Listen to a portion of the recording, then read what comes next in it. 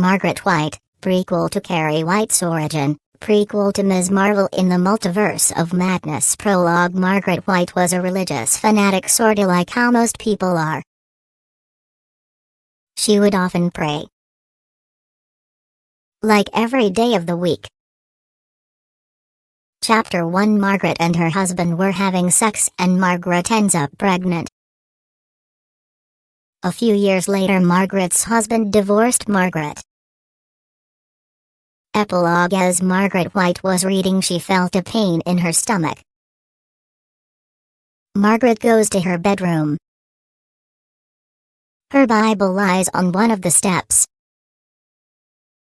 Blood was also dripping as well. Margaret, now on her bed, about to give to her daughter Carrietta White. Carrie White's origin story, prequel to Ms. Marvel in the Multiverse of Madness origins. Prologue. Margaret White was screaming in pain while giving birth in her home in Carlin Street. God help! Help me! She screamed, "Help me, Lord! I'm dying! What is this? Cancer?" Margaret White said in pain. She screamed again, "Mother Mary, full of grace, protect me and guide me in my hour of death," she said. She screams and then gasps and notices a baby girl. "It's a test," she says as she's grabbing the scissors to kill Carrie. "Cut it down. Cut it down," she said. She tries to kill Carrie, but she's stopped by Carrie as Carrie cries SHH, says Margaret White to Carrie. Chapter 1. Carrie, now 5 years old, creeps towards the fence that separates the White property from the next-door neighbor's yard. On the other side of the fence, a ripe, 18-year-old girl, Estelle Horan, sunbathes on a towel, in a white bikini, dozing. Estelle starts awake. Little Carrie is staring at her. "Carrie, you scared me." "Hi," said Estelle Horan. "Hi," said Carrie, pointing at Estelle. "You have dirty pillows," said Carrie. "What? You mean my breasts?" questioned Estelle. "I wish I had some," said Carrie. Estelle laughs. "You will when you're older," said Estelle Horan. "No, I won't. My mama says only bad girls have dirty pillows," said Carrie. "Well, I'm a good girl."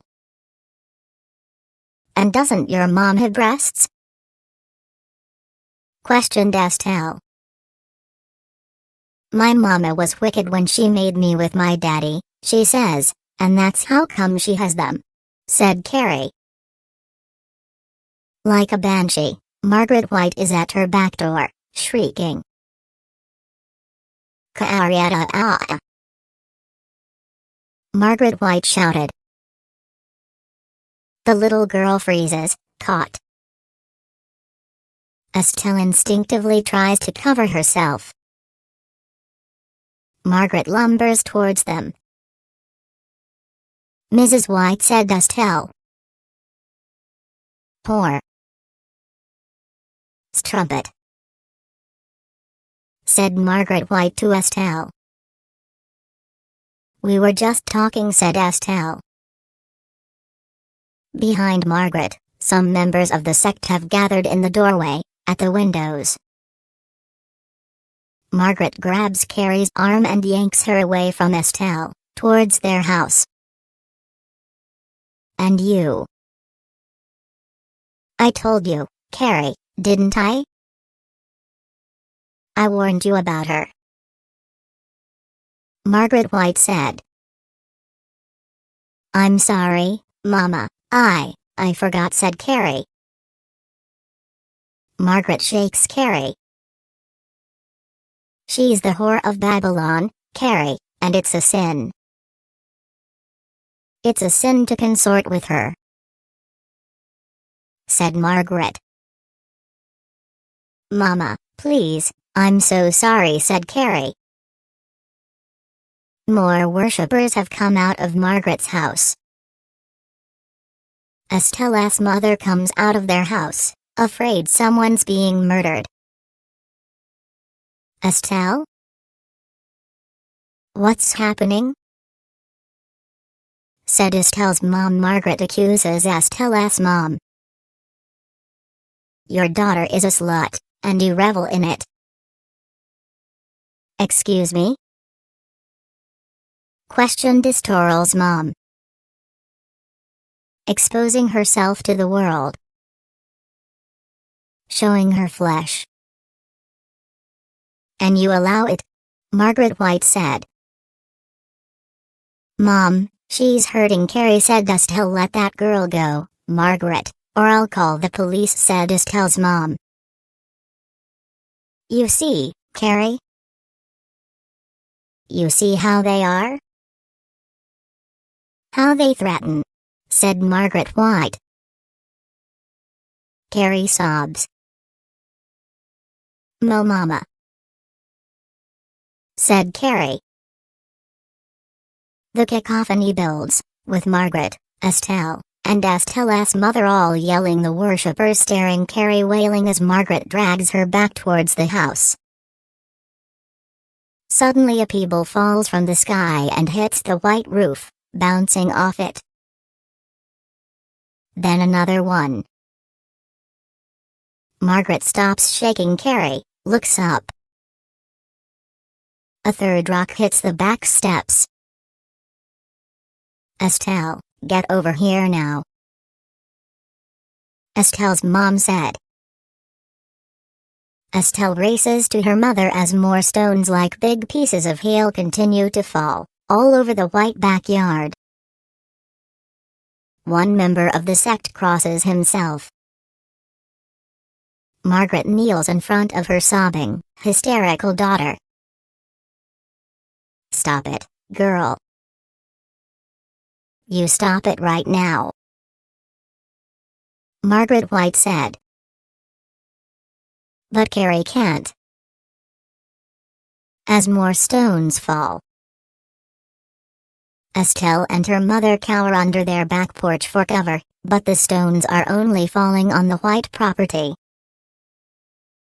In a panic, Margaret takes Carrie up in her arms, but their house is too far away to get to safely. So, to shield Carrie from the falling stones, Margaret huddles against one of the oak trees in the backyard, as the storm of stones continues. One smashes through the roof, another hits and dislodges the drain pipe. The members of the sect are terrified. This is a true sign of the devil. Margaret strokes her daughter's hair, trying to calm and comfort her. It's all right, Carrie. SHHHSHHH. He forgives you, Jesus forgives you, SHHHSHHH. Margaret White said. Epilogue. Years later, unknown to everyone, during the disastrous aftermath of the prom, Sue went out looking for Carrie and found her in the bathtub, drowned, with her mother's dead body nearby. Sue manages to revive Carrie with CPR and has telepathic contact with Carrie, who transmits her the memories of her life and decides to hide her, while the scandal quiets down. Sue agrees to sneak Carrie out of town to somewhere in Florida after Carrie pays respects to her dead mother at night so that she cannot be seen. As the two drive off into the rainy night, Carrie receives a nightmarish vision of her mother, who warns her that sin never dies. Later she sees another vision of Chris before she turns back to reality. she then looks towards the great unknown. M's Marvel in the Multiverse of Madness Origins. Prologue. As Carol Danvers, the MCU Captain Marvel, was taking a quick trip to our neighborhood, she bumped into a young Carrie White walking around in our neighborhood. Carol Danvers saw that Carrie was the young girl who had telekinesis. This got Carol Danvers curious about this girl since she never experienced a real person with telekinesis. Carol approached and said hello to Carrie. Carrie White was so shocked to see Carol Danvers. She could have never imagined a real-life superhero existing in her own universe. Carol Danvers then had the chance to talk with Carrie White. So Carol Danvers had a quick conversation with Carrie White about her life. It turns out Carrie was a huge fan of Captain Marvel. Both her and Carol Danvers talked for hours and became great friends. So after they talked a few hours, Captain Marvel realized that Carrie would be a great friend and teammate on their team. Chapter 1. It is currently the day after Carrie and Carol Danvers met and talked for some time. Carrie White is walking back to her home when suddenly she sees Captain Marvel waiting for her at her front door. So Captain Marvel decides to tell Carrie that she'd be a perfect member of the Avengers. Carrie White was so excited. She never imagined being one of the Avengers and having the chance to be a part of it. So Carrie then tells Captain Marvel that she'd be happy to be a new and useful member of the Avengers. So after talking for a few hours, Captain Marvel offers to take Carrie White to the Avengers base. So Captain Marvel introduces her to the other Avengers such as Spider-Man, Black Panther, Iron Man, Captain America, and more. Carrie White is so excited that she met some of the most awesome heroes ever. So Captain Marvel and Carrie White finally meet the other Avengers. So Carrie White and Captain Marvel are now part of the Avengers. Epilogue.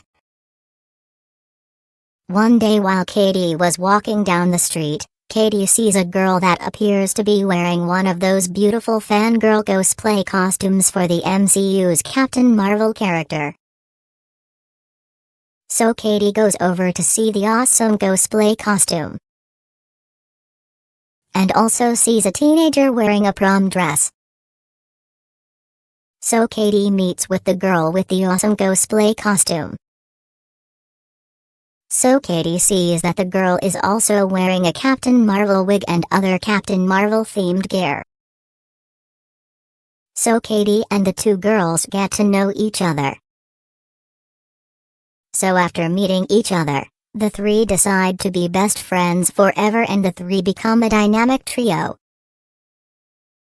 So after Katie, Captain Marvel, and Carrie White all become a trio of new friends, their friendship lasts forever. M's Marvel in the Multiverse of Madness. Prologue. Captain Marvel was saving the Earth, fighting bad guys, even survived death, and helped the Avengers defeat Thanos. And has also done cocaine and nearly died from it, and meanwhile on Earth Kamala decided to take a nap, even drew pictures of her idol Captain Marvel, and was also watching a heap of M3gan and then watched Cocaine Bear. Chapter 1. Kamala was relaxing on her bed until she accidentally swapped places with Captain Marvel. "Oh no," Captain Marvel said. She rushes to try and find Ms. Marvel. Meanwhile, Kamala kept swapping places with other people across the multiverse just to get home. Kamala ends up encountering a female android with blonde hair. She introduces herself. "Hi, I'm M3gan," she said. "I am M3gan, I'm Kamala," Kamala said. Sudden Kamala hears a whistle. It was Mai, and Mai was about to die. "Shit," said M3gan. "M3gan, what about me? I'm trying to find my way home and I need your help," Kamala said. "Kamala, look, you need to help me because if I die then there's no M3gan for this universe," M3gan said. "We have to figure out how to get you home, Kamala," M3gan said. Chapter 2. Meanwhile, back on Earth 616, Captain Marvel thinks of how to find Kamala. She goes and checks in the Stephen King multiverse and asks Carrie White to help. "Carrie, I need your help," said Carol. "What do you want me to do, Carol?" said Carrie. "You need to help me find Kamala," Carol said. Meanwhile, Kamala and M3gan go to Fall Universe. "Shit, why are we 2,000 feet above the ground?" Kamala said. "Oh no, M3gan said in fear. "We got to get the fuck down or something," Kamala said. That same death whistle can be heard again. It was Mai and is trying to kill M3gan for cursing her with a trauma entity. "Run," M3gan shouted. "You fucking asshole, I'm gonna fucking kick your fucking ass," Mai said. Mai kicks M3gan's groin. Chapter 3. Kamala grabs M3gan, saving her. "Thank you, Kamala," M3gan said. "You're welcome," Kamala said. Meanwhile, Carol and Carrie look through finding Kamala and check and see if she is in this universe, and Katie tells them that M3gan and Kamala went to a different universe, saying that they were trying to get Kamala back home. Meanwhile, M3gan and Kamala figure out that someone is after Kamala. "Kamala, I think your idol is after you. Believe me, Katie texted me that stating that you need to go with her," M3gan said. "No, I rather do it with you," Kamala said. Carrie, Katie, and Captain Marvel arrive to Kamala and M3gan's location. "Kamala, what the fuck were you thinking, asshole?" Captain Marvel said. "Well, I was trying to get home," Kamala said.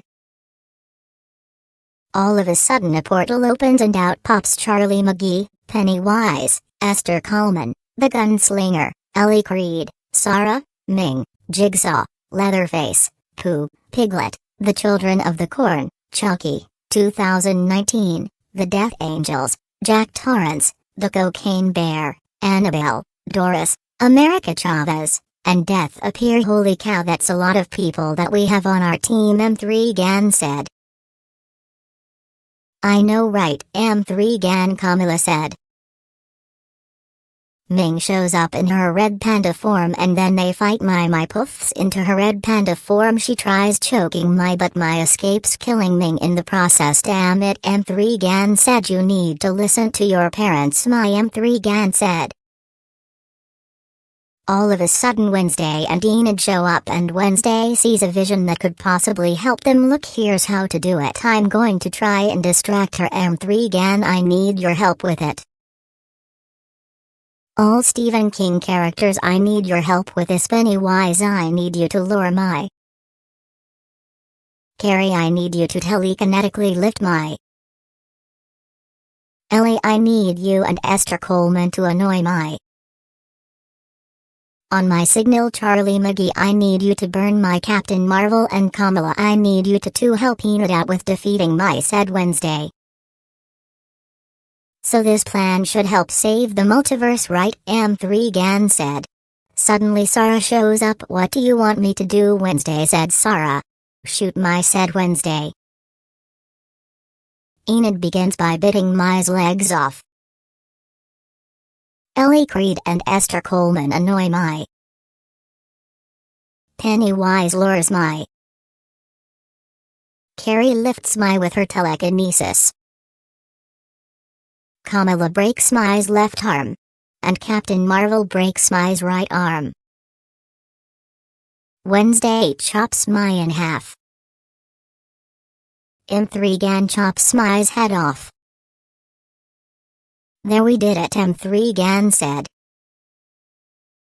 The gunslinger shoots Mai in the head. We have to go, said Wednesday. M8 copyright Rika Chavez opens a portal for the Stephen King characters. Thanks for everything, Carrie, said Captain Marvel. America Chavez opens a portal for M3gan and Katie. Thanks for everything, Kamala, said M3gan. M8 copyright Rika Chavez opens a portal for Esther Coleman. Thanks for everything, said Esther. Epilogue. America Chavez opens a portal for Sarah.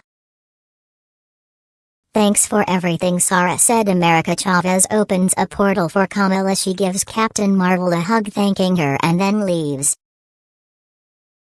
America Chavez opens a portal to space and Captain Marvel enters and thanks America Chavez and then leaves. America Chavez opens a portal back home.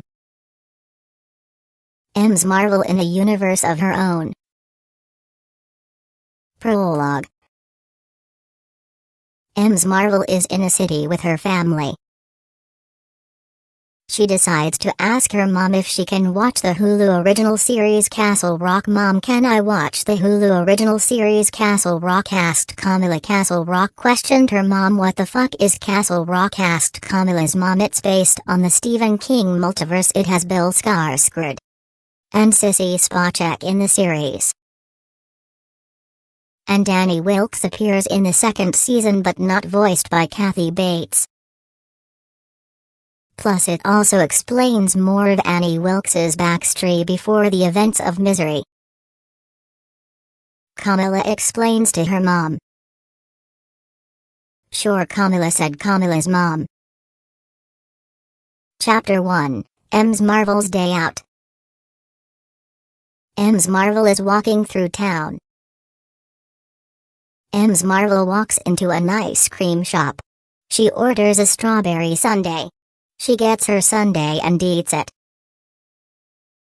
And begins watching Castle Rock starting with Season 1 Episode 1. Said Kamala, feeling intrigued about this series. Epilogue. After Kamala watched the entire Castle Rock series, Kamala asks her mother if she can watch Pet Sematary, 2019. Her mom said maybe. Kamala puts the trailer for Pet Sematary, 2019, on to show her mom what she means by Pet Sematary remake. Her mom now ends up having nightmares about her ancestors haunting her, telling her that she shouldn't have shown that trailer and that they knew she might end up having nightmares about the dead trying to kill her. M's in the Multiverse of Madness, the pre-sequel prologue. Kamala begins to have visions about a pet cemetery and sees a cursed burial ground and begins to sense something off about this.